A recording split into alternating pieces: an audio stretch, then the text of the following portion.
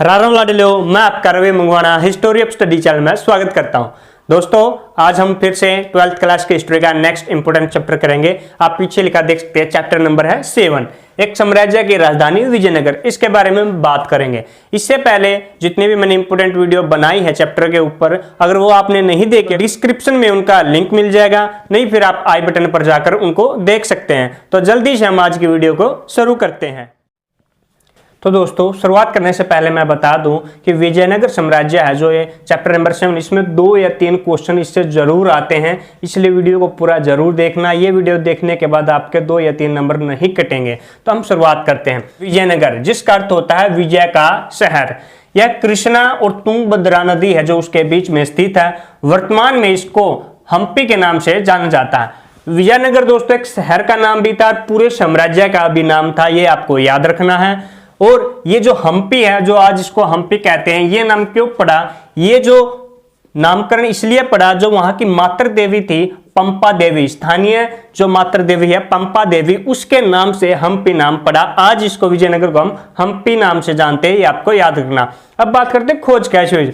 इसकी जो खोज है 1800 ईस्वी में अभियंता तथा पुराविद, अब अभियंता कौन होते हैं? वास्तुकार, यानी कि इंजीनियर, तथा पुराविद आप समझ सकते हैं जो पुरानी वस्तुओं को खोजते हैं, उन्होंने कर्नल कोलिन मैकेंजी, ये नाम है, कौन थे वे? अभियंता और पुराविद थे। कर्नल कोलिन मैकेंजी ने की थी कब? 1800 ईस्वी में। और वो कौन थे? ईस्ट इंडिया कंपनी में कार्य करते थे। उन्होंने खोज की थी हम्पी के 1800 ईस्वी में, और उन्होंने ही हम्पी का पहला सर्वेक्षण मानचित्र तैयार किया था। सर्वेक्षण मानचित्र यानी कि उसका पूरा सर्वे किया गया था, कि पूरा मानचित्र बनाया गया ताकि आगे लोगों को उसकी खोज करने में कोई परेशानी ना हो। और उसकी जो जानकारी थी, अब बात करते हैं शुरुआत में खोज इन्होंने की, तो जानकारी कहां से प्राप्त की? तो कर्नल कोलिन मैकेंजी ने जो जानकारी थी, वो जो विरूपाक्ष तथा पंपा देवी के मंदिर है, उनमें जो पुरोहित रहते हैं, उनकी यादों पर आधारित थी उनकी खोजें, कि उनसे बात की, उन्होंने बताया, उनके पूर्वजों ने उनको बताया था, तो वहां से उन पंडितों से, पुरोहितों से कर्नल ने जानकारी प्राप्त की थी। अब बात करते हैं फिर आगे 1836 ईस्वी में जो अभिलेखकर्ता होते हैं, अभिलेखकर्ता मैंने पहले भी कई बार बताया, जो अभिलेख जो पत्थर पर लिखे जाते हैं उनकी खोज करते हैं, उनको पढ़ते हैं। तो अभिलेखकर्ता ने 1836 ईस्वी से ही हम्पी और जो दूसरे मंदिर थे वहां से दर्जनों अभिलेख इकट्ठे किए और उनको पढ़ना शुरू कर दिया। उसके बाद फिर 1856 ईस्वी में छाया चित्रकारों ने, छाया चित्रकार जो शैडो चित्रकार होते हैं, जो छाया यानी कि चित्रकारी करते हैं, खाका तैयार करते हैं किसी का। आजकल हम बोल सकते हैं कि डिजाइन तैयार करवाया है, जैसे कि डिजाइन तैयार करता कोई, वो होते हैं छाया चित्रकार, पहले उनको यही बोला जाता था। तो उन्होंने क्या किया? हम्पी के छाया चित्र बना दिए, हम्पी के भवनों के, ताकि जो शोध करता है, खोज करता है, उनको आसानी हो। इसलिए कब किया था? 1856 ईस्वी में किया था। अब हम बात करते हैं कि विजयनगर की स्थापना कैसे हुई है। ये तो थी कि विजयनगर की खोज कैसे हुई, हम्पी इसको वर्तमान में जानते हैं। अब इसकी जो शुरुआत है, इसकी स्थापना ही कहां से हुई थी, किसने की थी, उसकी बात करते हैं। 1336 ईस्वी में हरियर व बुक्का नाम के 2 भाइयों ने स्थापना की थी विजयनगर की। और इस समय जो दिल्ली सल्तनत की सुल्तान थे वो मोहम्मद बिन तुगलक थे। अब 1336 ईस्वी में की थी, और दिल्ली सल्तनत के सुल्तान याद करना, क्योंकि आपको पता है दिल्ली सल्तनत की स्थापना हुई थी। और दिल्ली सल्तनत कब से कब तक चली थी? 1526 तक चली थी। और इसकी स्थापना कब हुई थी? 1206 में की थी, और 1526 तक दिल्ली सल्तनत चली थी। तो मोहम्मद बिन तुगलक दिल्ली सल्तनत के जो सुल्तान थे, इस समय शासन कर रहे थे, और इसी समय हरियर बुक्का ने स्थापना की विजयनगर की। अब ये कौन थे? हरियर व बुक्का कौन थे, इनके बारे में जानकारी देखते हैं। तो हरियर बुक्का वारंगल है, जो वहां पर काकताई शासक थे प्रताप रुद्रदेव द्वितीय, उनके वहां पर राजस्व अधिकारी थे दोनों भाई हरियर व बुक्का। लेकिन कुछ समय के बाद वे कंपिल राज्य में चले जाते हैं। कंपिल राज्य आपका कर्नाटक में पड़ता है, याद रखना है। कंपिल राज्य में चले जाते हैं और वहां पर मंत्री बन जाते हैं। लेकिन 1325 ईस्वी में मोहम्मद बिन तुगलक के चचेरे भाई होते हैं बहाउद्दीन गुरसेप। तो 1325 में इनके चचेरे भाई बहाउद्दीन गुरसेप है जो कर्नाटक में विद्रोह कर देते हैं। और इस विद्रोह को दबाने के लिए मोहम्मद बिन तुगलक स्वयं आते हैं दक्षिण भारत, कि मैं स्वयं जाकर अपने भाई का विद्रोह दबाता हूं। लेकिन मोहम्मद बिन तुगलक के दक्षिण आने पर जो बहाउद्दीन गुरसेप है वो कंपिल राज्य में भाग जाता है। लेकिन मोहम्मद बिन तुगलक वहां भी चला जाता है और काम्पिल राज्य पर आक्रमण करके उसको जीत लेता है और दिल्ली सल्तनत में मिला लेता और वहीं से हरियर व बुक्का दोनों भाइयों को भी बंदी बना लेता है और बंदी बनाकर दिल्ली ले आता है। बंदी बनाए जाने के कारण और दिल्ली आने पर हरियर व बुक्का दोनों भाई इस्लाम धर्म स्वीकार कर लेते हैं। लेकिन जैसे ही मोहम्मद बिन तुगलक दिल्ली आते हैं कुछ समय के बाद ही काम्पिल में फिर से विद्रोह शुरू हो जाता है। तो अब मोहम्मद बिन तुगलक क्या करता है, दोनों भाई हरियर व बुक्का को, दोनों भाइयों को विद्रोह को दबाने के लिए भेज देता है। दोनों भाई जाते हैं, काम्पिल के विद्रोह को दबा देते हैं और इसी समय पर ये विद्यारण संत हैं उनके प्रभाव में आते हैं जो वहीं पर होते हैं कर्नाटक में। और विद्यारण्य जो संत होते हैं वे अपने गुरु व जो श्रृंगेरी के मठ अधीश भी होते हैं विद्यातीर्थ, यानी कि विद्यारण्य के गुरु भी कौन है, विद्यातीर्थ। इनकी अनुमति लेकर विद्यारण्य हरियर व बुक्का को फिर से हिंदू धर्म में दीक्षित कर देते हैं। कौन करते हैं, विद्यारण्य, ये याद रखना। तो हिंदू धर्म में वापिस से दीक्षित होने के बाद दोनों भाई क्या करते हैं, ये तुंगभद्रा नदी के दक्षिणी तट पर अनिनकुंडी जो स्थान होता उसके आमने सामने दो नगरों की स्थापना करते हैं, विजयनगर और विद्यानगर। विजयनगर यानी कि विजय का शहर, आपको पता है जो हम पढ़ ही रहे हैं इस चैप्टर में। और दूसरा क्या, विद्यानगर यानी कि विद्या की नगरी। इसकी स्थापना उन्होंने अपने गुरु के नाम पर की थी, विद्यारण्य के। यह याद रखना कि उन्होंने अपने गुरु के नाम पर कौन से नगर की स्थापना की, विद्यानगर की। और फिर 18 अप्रैल 1336 ईस्वी को भगवान विरूपाक्ष शिव का ही नाम है, दक्षिण भारत में शिव को विरूपाक्ष के नाम से जाना जाता है, ये आपको याद रखना है। भगवान विरूपाक्ष के सामने 18 अप्रैल 1336 ईस्वी को हरिहर प्रथम का राज्याभिषेक किया जाता है, यानी कि राजा बनाया जाता है। और ये और याद रखना दोस्तों, इसी के 10-11 साल बाद एक और साम्राज्य की स्थापना होती है 1347 में, बहमनी साम्राज्य जिसको बोलते हैं और जिसके स्थापक थे बहमन शाह। इसको भी पूछ लेते हैं क्योंकि विजयनगर और बहमनी साम्राज्य ये दो बड़े साम्राज्य हुए थे मोहम्मद बिन तुगलक के समय। तो दोस्तों अब हम आगे बात करते हैं हरिहर प्रथम के बाद जो विजयनगर पर थे 4 वंशों ने शासन किया था। पहला तो यही है हरिहर प्रथम का, इनका वंश था संगम वंश। तो 4 वंश कौन से हैं, उनमें से कौन से प्रसिद्ध शासक हुए, उन सब के बारे में बात करते हैं क्योंकि उनसे जरूर क्वेश्चन पूछे जाते हैं। तो देखते हैं हम। दोस्तों आपको ये और याद रखना है कि ये जो जानकारी है ना केवल आपके 12th क्लास के एग्जाम में काम आने वाली है। जब 12th क्लास आप कर जाओगे वहां पर जो कंपटीशन एग्जाम दोगे उसके बाद आप वहां पर भी ये जानकारी काम आएगी क्योंकि मोस्ट इंपोर्टेंट चैप्टर है विजयनगर। ये और बता दो जो विजयनगर के शासक थे अपने लिए राय की उपाधि लगाते थे, राय नाम से जाने जाते थे विजयनगर के शासकों को। अब हम बात करते हैं जो वंश थे इसमें चारों के। हरिहर व बुक्का किस वंश के थे, संगम वंश के थे, क्योंकि उनके पिता का नाम संगम था इसलिए उन्होंने अपने पिता के नाम पर अपने वंश का नाम संगम वंश किया, जो 150 वर्षों तक चला था। संगम वंश कब से कब तक, 1336 से लेकर 1485 ईस्वी तक चला।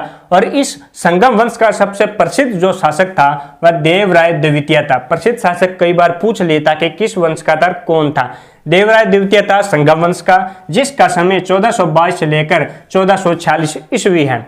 अगला वंश है हमारा सालू वंश, जिसने शासन किया 20 वर्ष 1485 से लेकर 1505 ईस्वी तक। और इसके जो संस्थापक थे वो थे सालू नरसिंह। सालू नरसिंह के नाम पर ही सालू वंश पड़ा और जो सबसे प्रसिद्ध शासक थे वही सालू नरसिंह ही थे इस वंश के, जिन्होंने 1485 से 1490 ईस्वी तक शासन किया। अगला है हमारा तुलु वंश। तुलु वंश ने 60 वर्ष तक शासन किया। कब से कब तक, 1505 से लेकर 1565 ईस्वी तक इस वंश ने शासन किया। इसके संस्थापक थे वीर नरसिंह थे। ये याद रखना, सालू के सालू नरसिंह थे और तुलु के वीर नरसिंह थे संस्थापक। और इस वंश के जो सबसे प्रसिद्ध शासक हुए कृष्ण देव राय हुए। कब से कब तक, 1509 से 1529 ईस्वी तक इन्होंने शासन किया। ये याद रखना आपको दोस्तों, कृष्ण देव राय न केवल तुलु वंश के बल्कि पूरे विजयनगर साम्राज्य के सबसे प्रसिद्ध शासक हुए। कृष्ण देव राय जिनके किस्से भी काफी फेमस हैं, एक चैनल सोनी था या सब, उस पर नाटक भी आता था, एक सीरियल कृष्णदेव तेनाली रामा जो है कृष्णदेव राय के दरबार में ही थे। याद रखना कृष्णदेव राय ऐसे शासक हुए जिसको बाबर है जो मुगल वंश के संस्थापक अपनी आत्मकथा बाबरनामा में कृष्णदेव राय का जिक्र करते हैं। कौन, बाबर। ऐसे प्रसिद्ध शासक हुए हैं और इन्होंने विजयनगर साम्राज्य के समीप यानी कि विजयनगर शहर के समीप नगलपुरम नगर की उपनगर की स्थापना की। तब उपनगर क्या होता है? नगर। नगर तो बड़ा होता है, उपनगर यानी कि छोटा। समझ सकते हैं जैसे कि पानीपत एक बड़ा नगर है और समालका छोटा, ऐसे उपनगर की स्थापना की थी जो कि उसकी मां के नाम पर की थी। उसने किसने? कृष्णदेवराय ने अपनी मां के नाम पर नगलपुरम नामक उपनगर की स्थापना की थी। आप ये भी याद रखना कि किस वंश ने कितने वर्षों तक शासन किया। सबसे ज्यादा सैगम वंश ने ही किया था शासन।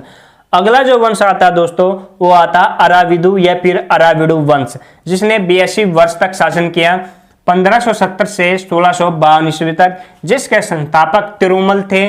और इस वंश के सबसे प्रसिद्ध शासक हुए वेंकट द्वितीय, जिसने 1586 से 1614 ईस्वी तक शासन किया।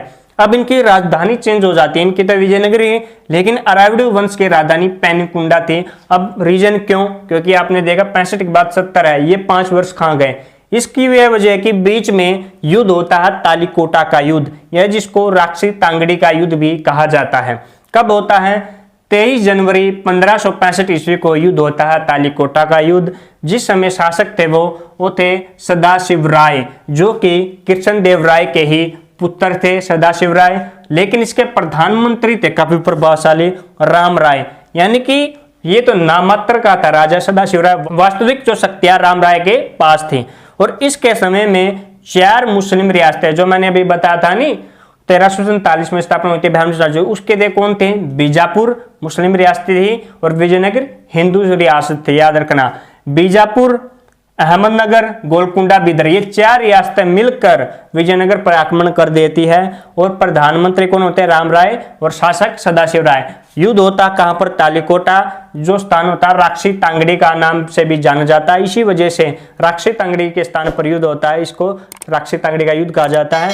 और इस युद्ध में सदाशिव राय यानी कि जो प्रधानमंत्री राम राय है वो बुरी तरह हार जाते हैं और कोस की जीत होती है, 4 मुस्लिम रियासतों की जीत होती है। और 1565 के बाद विजयनगर का पतन आरंभ हो जाता है। जो विजयनगर का चरम उत्कर्ष काल था, यानी कि जो फेमस था विजयनगर पूरे भारत में, लेकिन धीरे धीरे वो अपना महत्व खो देता है 1565 के युद्ध के बाद। अब कौन हो जाते हैं? बीजापुर, अहमदनगर, गोलकुंडा, बीदर, अब इनका महत्व बढ़ने लगता है। और इसी 1565 के युद्ध के बाद ही, लेकिन ये नहीं कि विजयनगर की पूरी तरह ही समाप्त हो जाता है विजयनगर, क्योंकि फिर उसके बाद अराविडु वंश शासन करता है। आप देख सकते हैं कम से कम 82 वर्ष तक ये शासन करता है।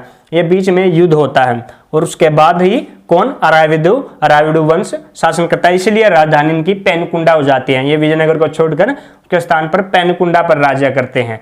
तो दोस्तों इसी समय कुछ और भी राज्य थे इनके लगते ही, जो उनका भी जिक्र होता है। कई बार क्वेश्चन पूछे जा सकते हैं, जैसे कि गजपति। गजपति का अर्थ होता है हाथियों का स्वामी, जिसका 15वीं शताब्दी में उड़ीसा के वंश थे जो वो इस्तेमाल करते थे, यानी कि गजपति वंश होता था उड़ीसा में उस समय। और गजपति का क्या अर्थ होता है? हाथियों का स्वामी। ये कई बार पूछा जाता है। और उसी समय युद्ध कला के लिए जो फेमस थे वो अश्व सेना थी, यानी कि प्रभावशाली अश्व सेना होनी चाहिए तभी हम युद्ध जीत सकते हैं। और घोड़ों को व्यापार इस समय अरब व मध्य एशिया से होता था, क्योंकि अश्व सेना के लिए अच्छे घोड़े चाहिए और अच्छे घोड़े अरब व मध्य एशिया से आते थे। और कौन लाता था? वो व्यापारी लाते थे। व्यापारी के समूह को कहते थे कुदिरई चेट्टी, यानी कि जो घोड़ों के व्यापारी थे उनको क्या कहा जाता? कुदिरई चेट्टी, ये कहा जाता था। तो दोस्तों अब हम बात करते हैं इसी समय पर विदेशी यात्री भी आए विजयनगर में, उनसे भी कई बार क्वेश्चन पूछा जाता है कौन कौन से यात्री किसके समय में आए हैं। अब इनको देखते हैं हम। पहला यात्री है दोस्तों निकोलो कोंटे, जो कि इटली का था और देवराय प्रथम के समय में आया था। देवराय प्रथम संगम वंश का था। 1420 या 22 ईस्वी में यह आया था, यानी कि 2 साल रहा। जो कि पहला यूरोपीय यात्री है विजयनगर आने वाला निकोलो कोंटे। ये याद रखना है कि एक बात जरूर पूछी जाती है कि विजयनगर के बारे में ये किसने कहा, किस यूरोपीय यात्री ने कहा। तो निकोलो कोंटे ने विजयनगर के बारे में बताता है कि विजयनगर 60 मील की परिधि में है और यहाँ शस्त्र धारण करने वाले 90,000 सैनिक हैं और राजा है भारत के अन्य सभी राजाओं से शक्तिशाली है। ये बात कौन कहता है विजयनगर के बारे में? कोंटे। और विजयनगर में वे सती प्रथा का भी उल्लेख करता है निकोलो कोंटे। और सबसे इंपोर्टेंट बात जो ये हमें बताता है कि 1420 ईस्वी के समय पर कागजी मुद्रा भी प्रचलित में थी विजयनगर में। यह मानते कि कागज की मुद्रा अभी आई है, ये कुछ समय पहले, लेकिन निकोलो कोंटी बताता है 1420 में काकची मुद्रा थी विजयनगर में, याद रखना। अगला हमारा अब्दुल रज्जाक समरगंदी जो कि फारस का रहने वाला था, 1442 ईस्वी में आया था देवराय द्वितीय के, और देवराय प्रथम में आया था, ये देवराय द्वितीय के, ये भी संघ वंश का था। ये विजयनगर में 300 बंदरगाह का उल्लेख करता है, कौन? समरगंदी। और विजयनगर के बारे में कहता है कि विजयनगर जैसा शहर सारी दुनिया में ना आंखों से देखा है और ना कानों से सुना है। कौन कहता है ये बात? समरगंदी। जो और बताता है जो विजयनगर की राजधानी थी वहां पर वैशाल्य भी थे, और वैशाल्य की जो आय होती थी मंथली वो 12,000 थी, यानी कि इनकम जो होती 12,000 फनोम थे, फनोम एक मुद्रा होती है वो थी। और ये किसको दी जाती थी? सैनिक या पुलिस बोल सकते हैं, यानी कि सैनिकों या पुलिस का खर्चा कहां से दिया जाता था? वैशाल्यों की आय से दिया जाता था। अगला है निकितिन जो कि रूस का रहने वाला था। ये बस ये याद रखना कि बहमनी में आया था, विजयनगर नहीं आया था, वैसे ही मैंने जानकारी के लिए इसको बता दिया। ये विजयनगर नहीं आया था, दूसरा जो राज्य हुआ था बहमनी वहां पर आया था। अगले हमारे दुआटे बारबोसा, ये पुर्तगाल के यात्री थे और कृष्णदेवराय के समय में आए थे। कृष्णदेवराय जो कि तुल्ल वंश के हैं। बारबोसा भी स्त्री प्रथा का उल्लेख करता है और कृष्णदेवराय के बारे में बताता है कि राजा की ओर से सभी धर्मों को छूट थी, यानी कि धर्मनिरपेक्ष राज्य था उस समय जब कृष्णदेवराय शासन कर रहे थे, यानी कि सभी धर्म के लोग अपने अपने धर्म के अनुसार पूजा पाठ जो भी है उन्हें स्वतंत्रता दी, जैसे कि आज भारत में धर्मनिरपेक्ष राज्य है, उस समय कृष्णदेवराय के समय में था। और बारबोसा इस बात का उल्लेख करते हैं और हमें बताते हैं किसके बारे में? आवासों के, यानी कि घरों के बारे में बताते हैं। बारबोसा क्या कहते हैं? लोगों के अन्य जो आवास है कुछ तो पक्के हैं, लेकिन अन्य आवास है वो छप्पर के हैं, लेकिन फिर भी सुदृढ़ है, यानी कि मजबूत है। अगले हैं हमारे डोमिंगो पाएस जो कि पुर्तगाल के ही है और कृष्णदेवराय के समय ही भाई थे, और इन्होंने विजयनगर में प्रांतों की संख्या है 200 बताई है। और ये कहते हैं कि विजयनगर रोम जैसा वैभवशाली है, यानी जैसा रोम है वैसा ही विजयनगर वैभवशाली है और विषय के सबसे अच्छा शहर है। विजयनगर विषय का सबसे अच्छा शहर है, ये बात कौन कहता है? पायस कहता है। और कृष्णदेवराय के बारे में डोमिंग पायस कहता है कि मंझला कद है, गोरा रंग है और अच्छी काटी है, कुछ मोटा है और राजा के चेहरे पर चेचक के दाग है, लेकिन इससे ज्यादा गुणी व पराक्रमी राजा कहीं नहीं मिल सकता। कौन? कृष्णदेवराय के बारे में कहता है, पायस कहता है। और कहता है नगरों, जो विजयनगर नगर है उसके बारे में कहता है, जो विजयनगर नगर है उसको किसी भी एक स्थान से पूरा नहीं देखा जा सकता, इतना बड़ा है विजयनगर कि एक स्थान से तो उसको देखा ही नहीं जा सकता। अगला है दोस्तों नूनिज जो कि पुर्तगाल का रहने वाला था और अच्युत देवराय के समय पर आया था। कब? 1535 में। अच्युत देवराय तुल्ल वंश के ही थे और ये भी स्त्री प्रथा का वर्णन करते हैं।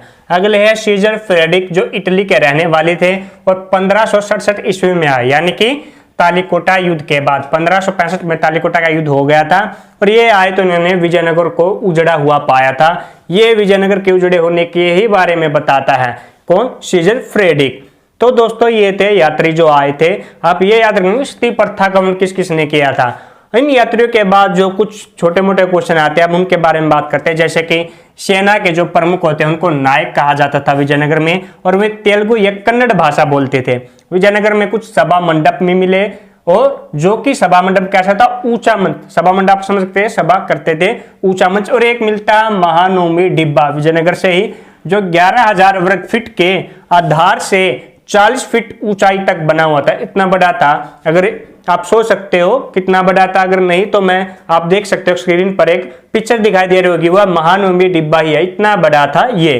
तो दोस्तों आगे हम बात करें राजकीय केंद्र में। राजकीय केंद्र क्या होते हैं? जो शासन सरकार द्वारा बनाए जाते हैं, जैसे कि आज स्कूल है जो हमारे गवर्नमेंट और सरकार के द्वारा ही चला जाते हैं, बनाया जाता है, वैसे ही जो उस समय जो विजयनगर के शासक थे उनके द्वारा जो बनाए गए थे उनमें जो सबसे अच्छा भवन बनाया गया वो लोटस महल है। अब जो लोटस नाम है वो 19वीं शताब्दी के अंग्रेज यात्रियों ने दिया था। क्यों दिया था? क्योंकि ये जो बना हुआ है दिखता है, इसको देखते ही ऐसे लगता है जैसे कमल खिला हुआ, लोटस यानी कि कमल। इसका भी चित्र आप स्क्रीन पर देख सकते हैं कि कैसा है लोटस महल, इसके बारे में आप देख सकते हैं। देखते ही ऐसे लगता है कि ये जैसे कि फूल खिला हुआ कमल का। तो लोटस महल तब इतिहासकार बताते हमें किस काम आता था, यह परिषदीय सदन था, यानी कि राजा अपने परामर्शदाताओं से सलाह लेता था, यहाँ पर बैठकर बातचीत होते थे किसी मुद्दे पर लोटस महल में। आगे विजयनगर में एक और है हजार राम मंदिर, जिसका है प्रयोग केवल राजा व उसका परिवार ही करता था, हजार राम मंदिर का, और जिसकी आंतरिक दीवारों पर रामायण के चित्र आप देख सकते हैं। आज भी हजार राम मंदिर वहां पर जाकर देख सकते हैं, आंतरिक जो दीवारें हैं वहां पर रामायण के चित्र दर्शाए गए हैं। और जो तुंगभद्रा नदी है साथ में बहती है, उसके तट पर जो पहाड़ियां हैं उसके बारे में भी जिक्र है। क्या उन पहाड़ियों पर जो स्थानीय देवी थी पम्मा देवी और विरूपाक्ष जो शिव का ही नाम है, जो विजयनगर की रक्षा करता था, पम्मा देवी ने शिव से विवाह करने के लिए वहां कठोर तप किया था। और आज भी इनका जो विवाह है विरूपाक्ष मंदिर में धूमधाम से मनाया जाता, आज भी याद रखना है। तो दोस्तों जो विजयनगर के शासक हैं वे भगवान विरूपाक्ष की ओर से शासन करने का दावा करते हैं और अपने जो राजकीय आदेश होते थे उन पर कन्नड़ लिपि में श्री विरूपाक्ष लिखवाते थे, ताकि जनता को लगे कि विरूपाक्ष भगवान है, उन्होंने ही इन्हें क्या कहा है, आदेश दिया है कि शासन करो। अब इसमें विजयनगर में आपको दो मंदिर जानने को मिलेंगे, विरूपाक्ष मंदिर, विठल मंदिर। पहले हम बात करते हैं विरूपाक्ष मंदिर। विरूपाक्ष मंदिर काफी बड़ा है, लेकिन ये एक समय में नहीं बना है। जो सबसे प्राचीन मंदिर है वो 9वीं से 10वीं शताब्दी में बनाया गया था। विरूपाक्ष मंदिर जो विजयनगर है उसकी स्थापना के बाद और ज्यादा बड़ा बनाया गया, क्योंकि सभी राजाओं ने अपने इसमें सहयोग दिया। जैसे कि हम बात करें जो मुख्य मंदिर के सामने का मंडप है वो कृष्ण देव राय ने बनाया था जब वो राजा बने थे। और दूसरा मंदिर है जो विठल मंदिर। विठल मंदिर में जो प्रमुख भगवान है विठल, और विठल है जो महाराष्ट्र में विष्णु है उनकी पूजा की जाती है, यानी कि महाराष्ट्र में विष्णु है जो उनको विठल भी कहा जाता है। और यहाँ पर भी दक्षिण में विजयनगर में भी विठल कहा गया, यानी कि विष्णु को विठल और शिव को क्या कहा गया, विरूपाक्ष। ये आपको याद रखना है। इसकी जो विशेषता विठल मंदिर की यह है कि इसमें जो मंदिर है वो रथ के आकार का मंदिर है, यानी कि ऐसा लगता है कि वो रथ है और इस आकार का मंदिर है विठल मंदिर में, यानी कि विष्णु का। आगे हम बात करते हैं, अब हम ये तो हमारे विजयनगर के बारे में सारी बातें। अब हम बात करते हैं कि आज भी ये कैसे है, सुरक्षित है भी नहीं। तो बात करें 20वीं शताब्दी में जो हम्पी, यानी कि आज का वर्तमान नाम है विजयनगर का, हम्पी को जो संरक्षण दिया है वो भारतीय पुरातात्विक सर्वेक्षण विभाग का जो कर्नाटक पुरातात्विक एवं संग्रहालय विभाग है वो उसके द्वारा संरक्षण दिया गया है हम्पी को, जिसको हम्पी को 1976 में राष्ट्रीय महत्व का स्थल घोषित किया गया था सरकार द्वारा। और उसी के 10 साल बाद 1986 में यूनेस्को द्वारा विश्व पुरातत्व स्थल भी घोषित किया गया है हम्पी को। तो ये हम्पी के बारे में जानकारी, और कुछ नाम बताता हूं मैं, जैसे कि जॉन एम फ्रेटेज, John Mitchell, MS Nagaraj Rao. ये 3 व्यक्ति ऐसे थे जिन्होंने अपने कई वर्ष हम्पी में कार्य करते हुए बिताए हैं, इन तीनों के नाम। तो दोस्तों ये थी विजयनगर के बारे में सारी जानकारी। आशा है वीडियो आपको अच्छी लगी होगी। ये वीडियो देखने के बाद दोस्तों आप आसानी से क्वेश्चन कर सकते हैं, बल्कि जो कंपटीशन एग्जाम है उनमें जो क्वेश्चन आते हैं उनको भी आप आसानी से कर सकते हैं। अगर वीडियो आपको अच्छे लगे है तो दोस्तों प्लीज वीडियो को लाइक, शेयर और कमेंट जरूर करें, और हमारे चैनल को सब्सक्राइब करना ना भूलें। सब्सक्राइब करने के साथ बेल आइकन बटन जरूर दबा लें, ताकि जैसे हमारी कोई नई वीडियो आए सबसे पहले आपको मिल जाए। धन्यवाद।